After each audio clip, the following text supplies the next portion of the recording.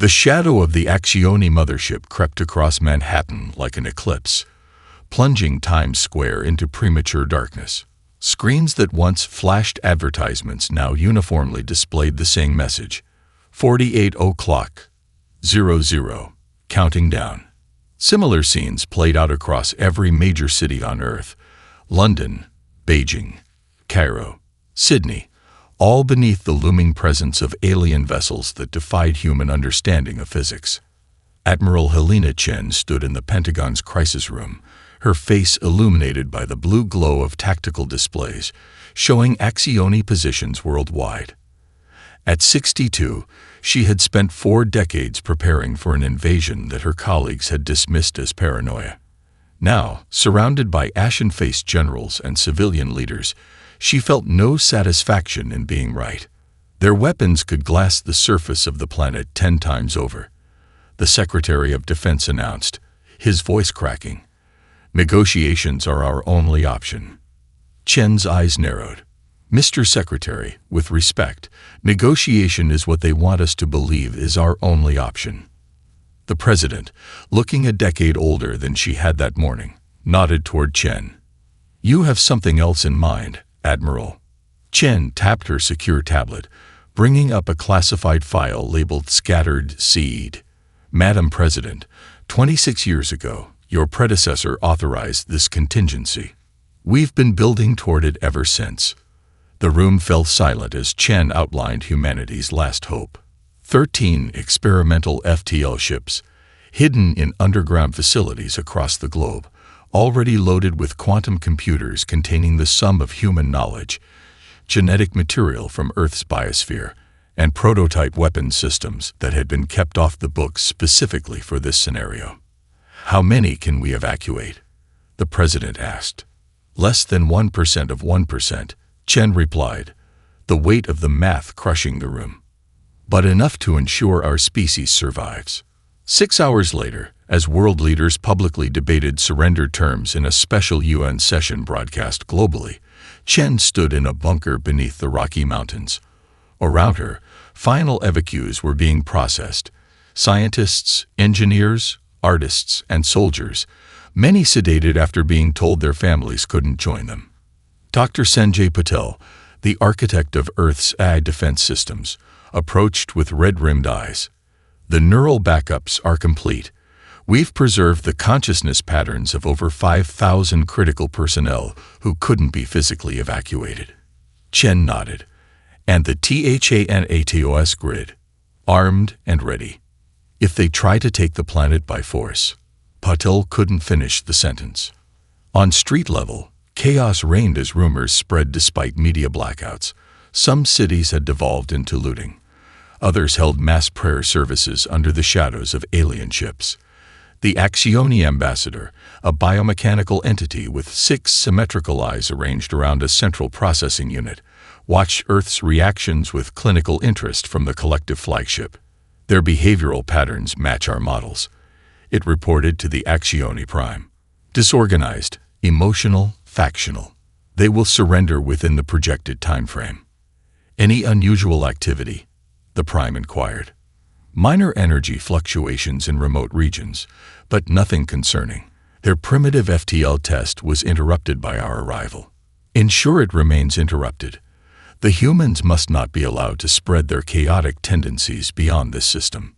Meanwhile, in laboratories and bunkers around the world, select humans worked feverishly under Chen's directives, loading data cores, wiping servers, and preparing humanity's final message to those who thought them easy prey.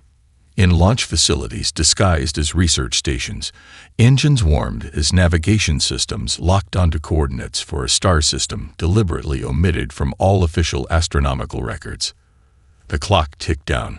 40:12:17. Night fell over Cheyenne Mountain as Admiral Chen's shuttle descended into the hidden hangar. The camouflaged doors sealed behind her with a pneumatic hiss that echoed through the cavernous space. Technicians swarmed around the Lazarus, humanity's most advanced vessel and their greatest hope. Unlike the other 12 ships, sleek and built for stealth, the Lazarus bristled with weapon mounts and sensor arrays, its hull a patchwork of experimental technologies developed by classified programs across 5 continents. Final preparations are complete, Captain Rice reported, meeting Chen at the bottom of the ramp. The AI core is loaded and cryogenics are at optimal levels. Chen nodded, her gaze traveling across the faces of her bridge crew. All volunteers, all aware this was likely a one-way mission. And the civilians. Reyes grimaced.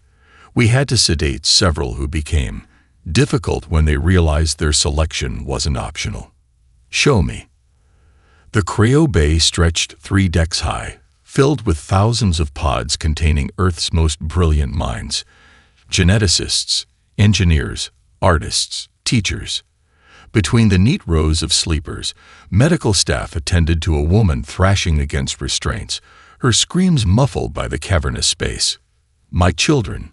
She sobbed as a sedative was administered. Please, they're only 8 and 10. Chen turned away, her face carved from stone.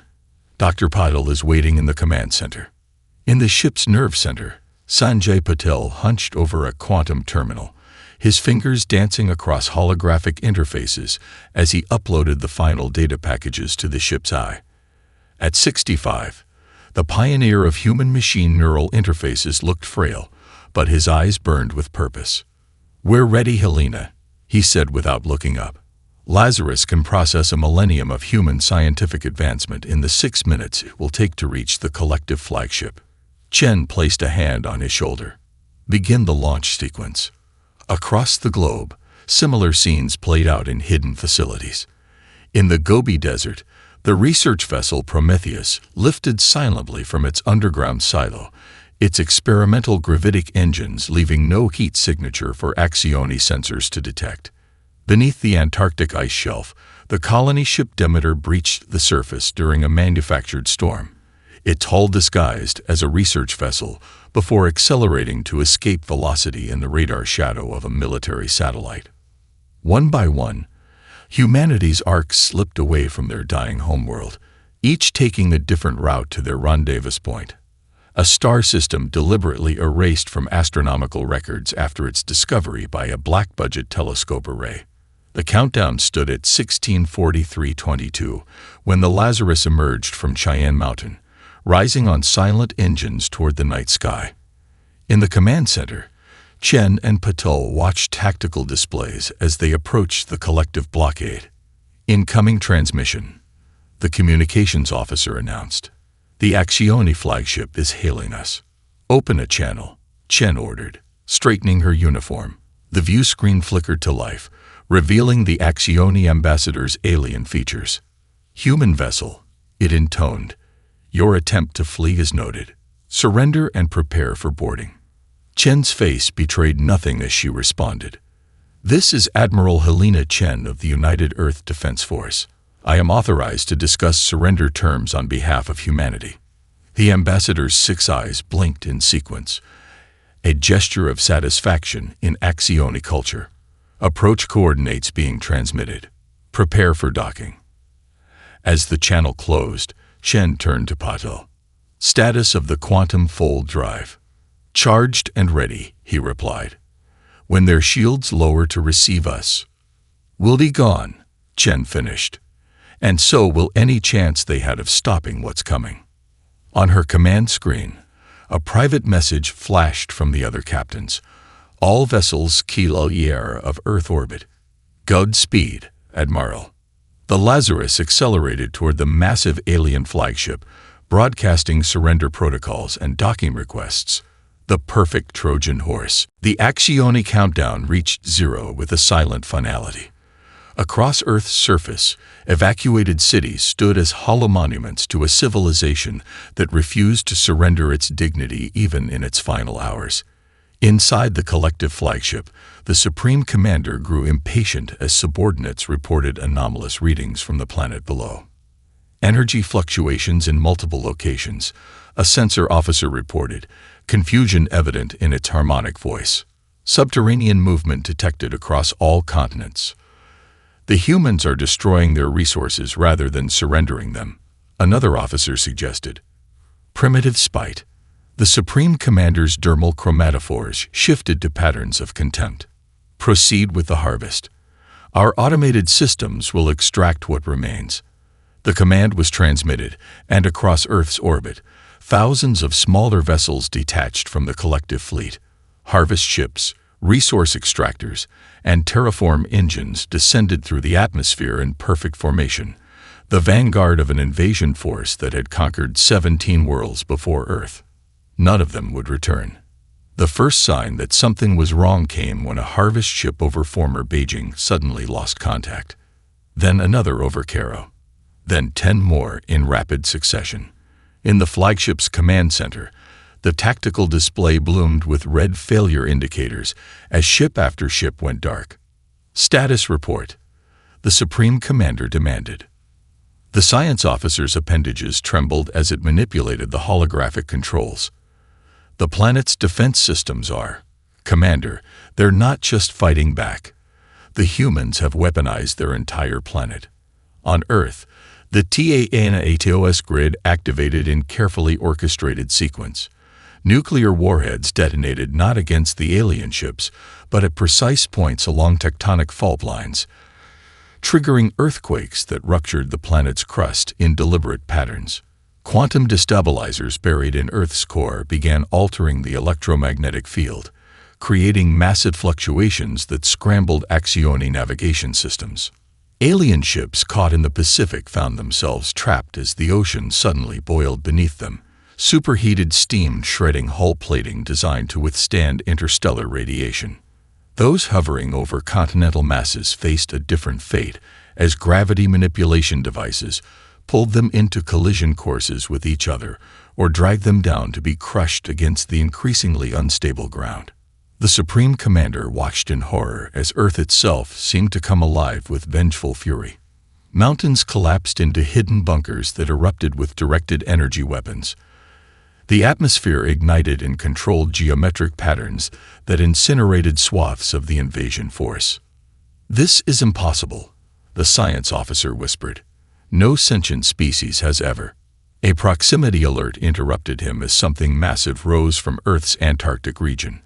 A weapons platform disguised as an ice shelf, now revealing planet-killer cannons aimed directly at the flagship. Evasive action, the Supreme Commander ordered, but it was too late. As the collective's mighty fleet disintegrated around a dying world, a final automated transmission reached every Axioni communication device. The message was simple, delivered in the collective's own language with perfect pronunciation. "We are humanity. You threatened our extinction. You chose this."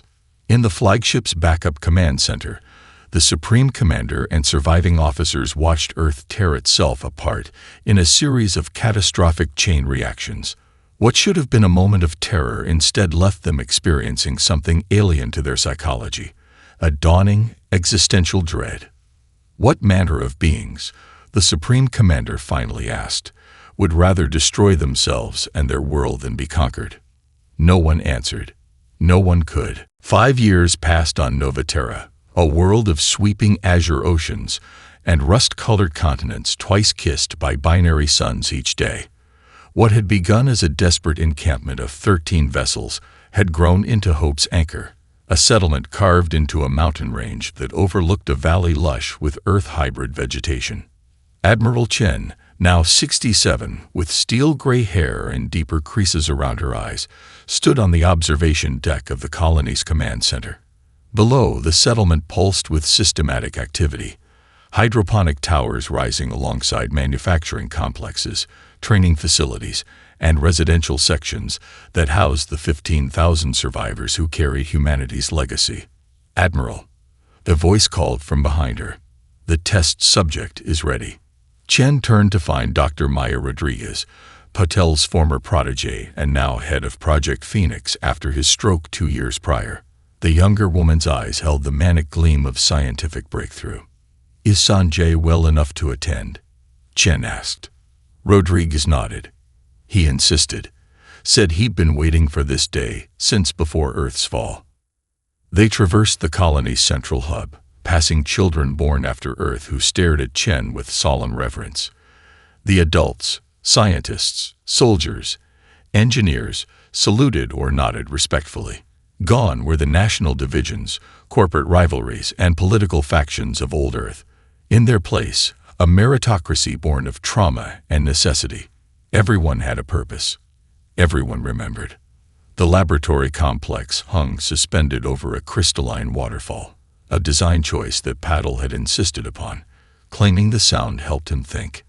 Inside, a volunteer named Sergeant Amara Okafor sat in a neural interface chair, her dark skin contrasting with the white medical scrubs.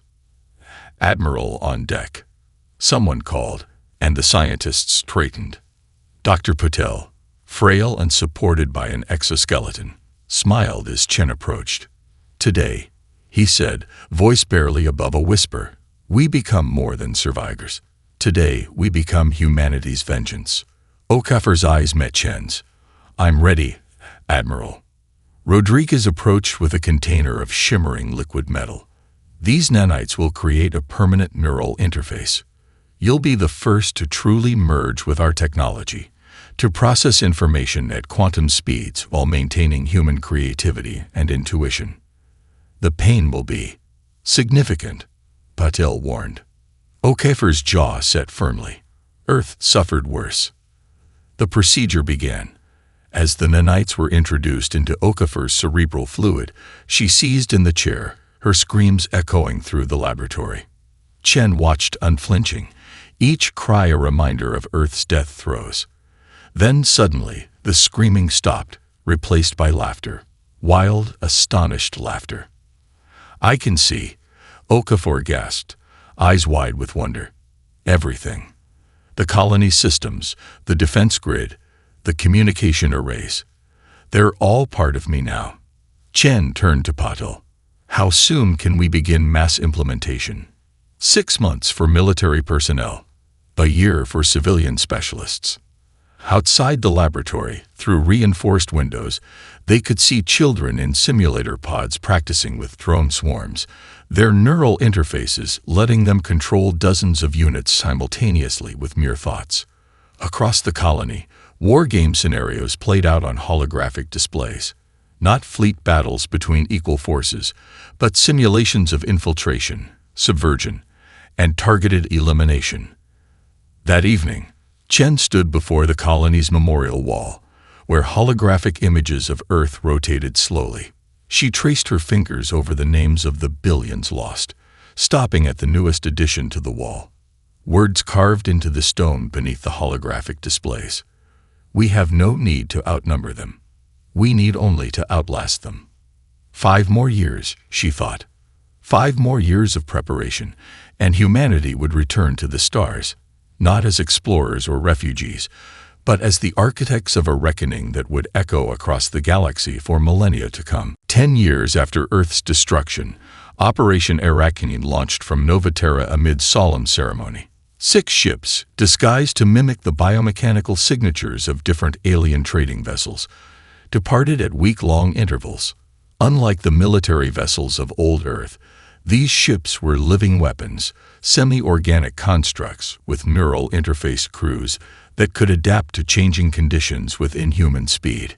Captain Eliza Wong, 32, and born to physicists who died during Earth's last stand, commanded the lead vessel, Widow's Walk. Her parents had shown her pictures of Hong Kong's harbor before tucking her into an evacuation ship at age 7.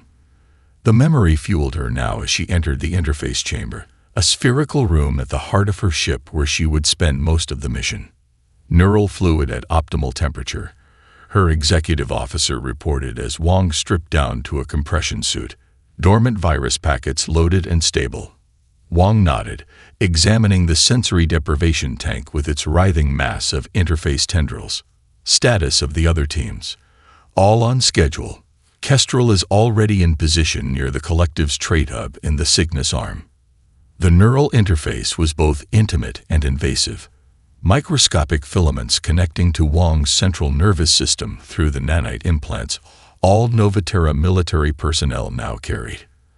As the warm fluid closed over her head, her consciousness expanded outward, merging with the ship's systems, until she wasn't merely commanding Widow's Walk, She was the vessel, feeling the cosmic radiation on her hull skin as surely as she once felt sunlight on her face. For 3 months, Wang's ship crawled through collective territory, disguised as a Zethal merchant vessel.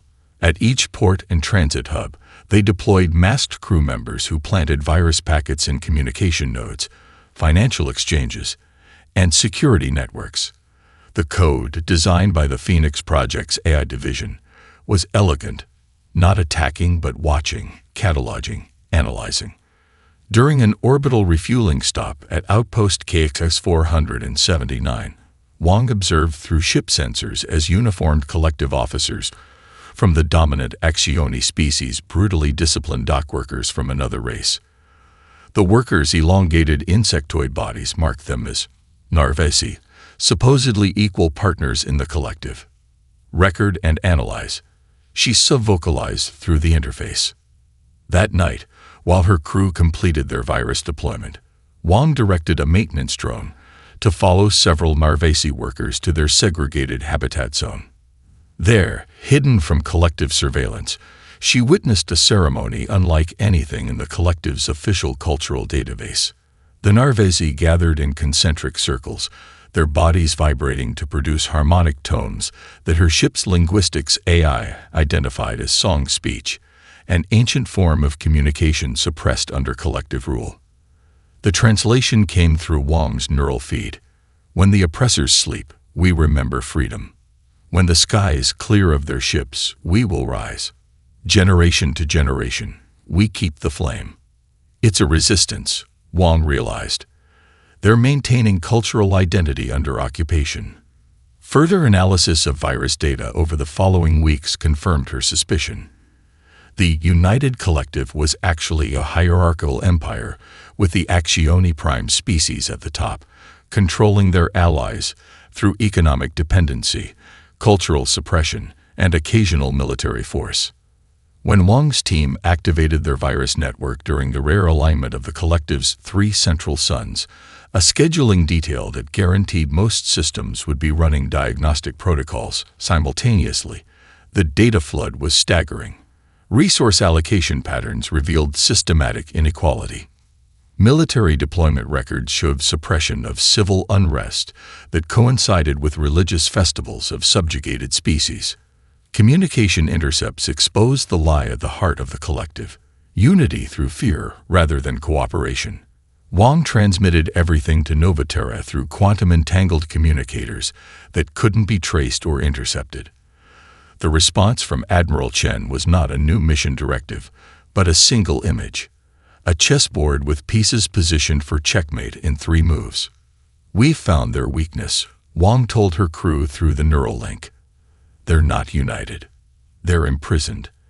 And we're about to become the key to their cell doors." The frozen mining moon of Kalinar orbited a gas giant in the collective's resource sector, its surface scarred by extraction operations that harvested rare elements from beneath the perpetual ice. Captain Wang, disguised in a thermal suit with modified breathing apparatus to mimic Zethal physiology, traversed the restricted workers' quarter under cover of a manufactured equipment malfunction that had temporarily disabled surveillance. She found Krelvor, leader of the Narvasi underground resistance, in a maintenance sublevel that doubled as a concealed meeting place. The 7-foot insectoid's carapace bore the ritualistic scars of 20 mining seasons, and his compound eyes reflected the dim emergency lighting as Wang entered the chamber. The moment Wang removed her breathing mask, revealing her human face, Krelvor's poisonous defense appendages snapped up in attack position. 4 Narvasi guards emerged from hidden alcoves, their organic weapons trained on the intruder. The ghost species, Krelvor chittered in collective standard. "The Accioni claim your kind destroyed yourselves rather than joined civilization." Wang met his gaze steadily. "The Accioni claim many things, most of them lies." She activated a holographic projector on her wrist, filling the chamber with images extracted from the collective's own classified archives. Centuries of manipulation showing how the Accioni had systematically undermined Narvasi culture, altered their historical records, and engineered economic dependency. "We too know extinction. Wang said, watching comprehension spread through Krelvor's shifting eye patterns. We know what it means to face obliteration. The difference is, we chose our fate. Your people still have a choice. Across 12 systems, similar conversations unfolded as human operatives made first contact with subjugated species, not with grand promises of liberation, but with evidence, weapons, and training. Meanwhile, Admiral Chen's tactical offensive began with surgical precision.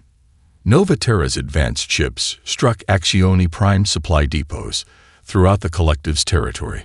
They didn't destroy the facilities. Instead, they carefully damaged life support systems, contaminated food processing units, and reprogrammed automated manufacturing facilities to produce slightly defective goods. The resulting resource shortages forced the Axioni to tighten their control over subject worlds, increasing work quotas and reducing rations. The subjugation, once hidden beneath bureaucratic procedure and cultural integration, became naked oppression. On the Axioni Prime homeworld, the collective's ruling council convened an emergency session as reports flooded in of phantom ships appearing and vanishing from sensitive locations. The supreme strategist, architect of Earth's conquest, dismissed the disturbances. Minor rebellions occur in every generation, he declared. The humans are extinct. These are merely isolated incidents of native unrest. His certainty lasted until the simultaneous uprising of 3 resource worlds in the Orion sector. The rebellion broadcasts featured weaponry unlike anything in collective armories. Directed energy weapons that sliced through Axioni defenses like paper, and communication scramblers that prevented reinforcements from coordinating. The supreme strategist returned to his private chambers after the contentious council meeting to find his security detail unconscious. He reached for the alarm, then froze as a shadow detached itself from the corner of the room. "Impossible," he whispered, recognizing the bipedal form from historical archives. "Your kind is dead." "So are yours," the human operative replied, before disappearing into the ventilation system. The next morning, the supreme strategist was found dead in his chambers, his breathing apparatus sabotaged with undetectable precision. Beside the body lay a small metal object identified from anthropological records as a human coin, with a message etched in microscopic Axioni script. "You chose this."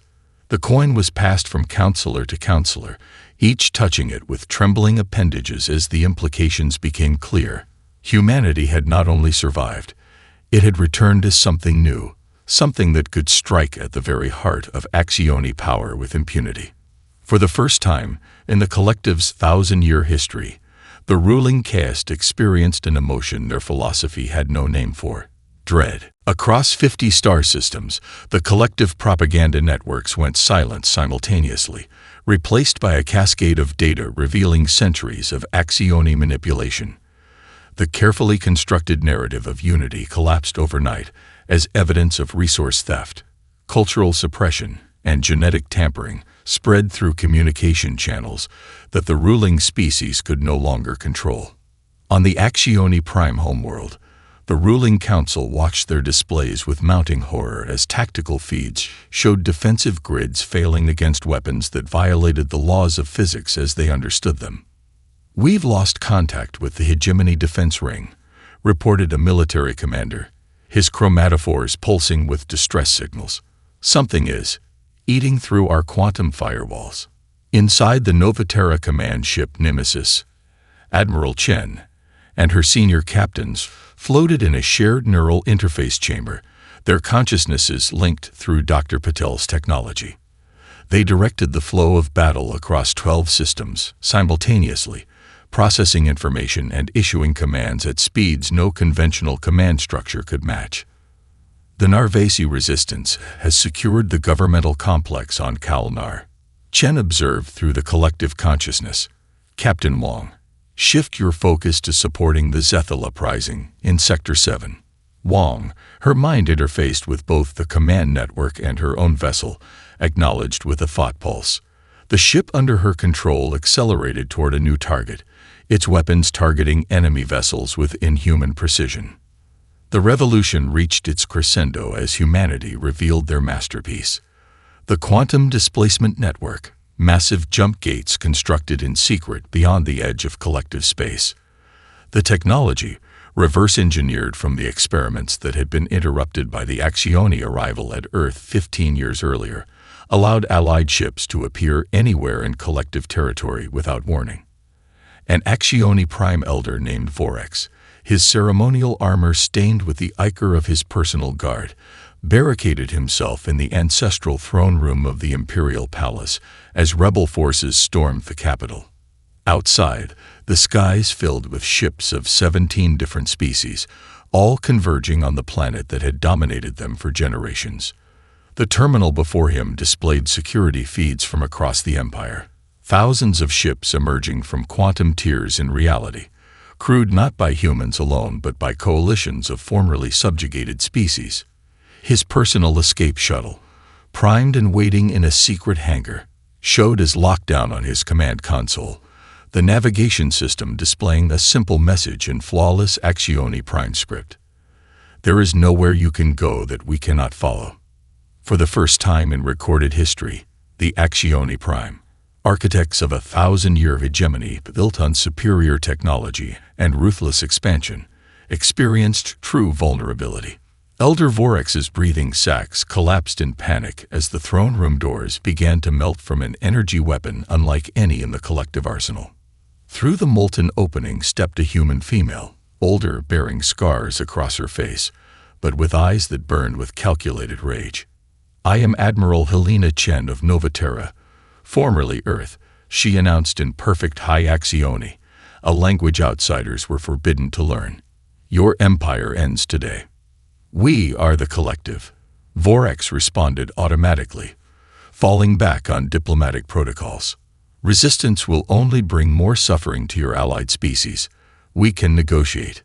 "We are humanity," Chen interrupted, her voice cold. "We don't negotiate with those who threaten our extinction. You had your chance for diplomacy 15 years ago. You chose otherwise." Behind her, soldiers of 7 different species entered the throne room. Narvesi, Zethel, and others, all bearing weapons of human design. Among them walked Captain Wang, her neural interface visible as a silver tracery beneath her skin. "The choice," Chen continued as her forces surrounded the Elder, "is no longer yours to make." In the collective sacred spire of Dominion, a towering crystalline structure built from the compressed remains of conquered worlds, the final judgment began.